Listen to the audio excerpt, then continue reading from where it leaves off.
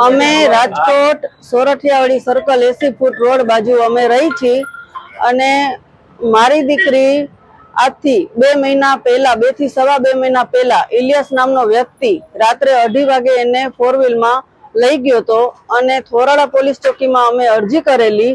ત્યાંથી અમને સમાચાર મળ્યા, એનું લોકેશન પણ મળી ગયું એટલે છોકરાને બીક લાગતા મારી દીકરીને એને સોમનાથમાં રેડી મૂકી દીધી અને દીકરીએ અમને કોકના ફોનમાંથી ફોન કર્યો એટલે અમે તેને લેવા ગયા સોમનાથ અને બીજે દિવસે સવારે થોરાડા પોલીસ ચોકીમાં હાજર કરી અને મારા ઘરમાંથી 85,000ની ચોરી પણ થઈ હતી। સાહેબે પૂછપરછ કર્યા છતાંય મારી દીકરી બોલી નહીં કે પૈસા મેં લીધા છે, એટલે એને બીક લઈ ગઈ કે શું છે તો અમને નથી ખબર, પણ અમે પૈસા જાતા કર્યા, મારી દીકરી મળી ગઈ એટલે અમે શાંતિથી બેસી ગયા। અમે આગળ કોઈ પણ કાર્યવાહી એના વિશે કરી નહીં અને 4-5 દિવસ શાંતિથી બેઠી હતી। પછી એક ને એક જીદ કરવા માંડી કે મારે મમ્મી પપ્પા ભેગું નથી રહેવું, મા બાપ અમને નથી જોતા અને મને અહીંયાથી મારા મોટા મામાનો દીકરો છે માણાવદર ગામમાં 4 મારા મામાજી છે ત્યાં મને મૂકી આવો। એટલે મોટા મામાના દીકરા સાથે અમે નક્કી કર્યું, મોઢું મીઠું કરાવી તેને ત્યાં અમે મૂકી આવ્યા।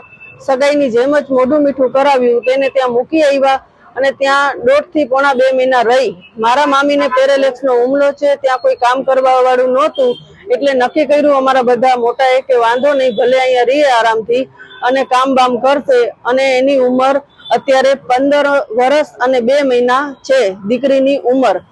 તો અમે એવું નક્કી કર્યું કે એની 18 ઉંમર પાકે પછી અમે એના સમૂહ લગ્નમાં લગ્ન કરાવશું, પણ 1.5 થી પોણા 2 મહિનામાં જ અમારી દીકરીને આજથી 4 દિવસ પહેલા બપોરે 12 વાગે અમારી દીકરીને મારા મોટા મામાના દીકરાના ઘરેથી મારી દીકરીને ભગાડી ગયો છે ઇલિયાસ નામનો વ્યક્તિ।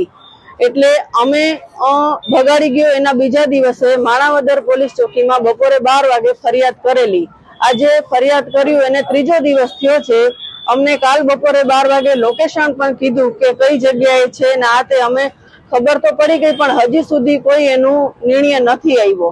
એટલે મારી દીકરીને સહી સલામત ઘરે અમને પહોંચાડો અને ઇલિયાસ નામના વ્યક્તિની ધરપકડ કરો, એના ઉપર ફોસ્કોની કલમ લગાડો અથવા જે કોઈ પણ બીજી કલમ લાગતી હોય એ કલમ લગાડો અને મારી દીકરીને 4 દિવસ આજે થઈ ગયા છે, એના સાથે ભગાડીને લઈ ગયો છે એટલે એની સાથે જે પણ કોઈ ખોટું કામ કર્યું હોય એટલે એની પણ મેડિકલ ચેકઅપ અમે કરાવવા માંગી છીએ અને કોઈ પણ એવું ખોટું થયું હોય એની સાથે તો એની પણ જે કલમ લાગતી હોય એ કલમ પણ એની માથે લાગવી જોઈએ।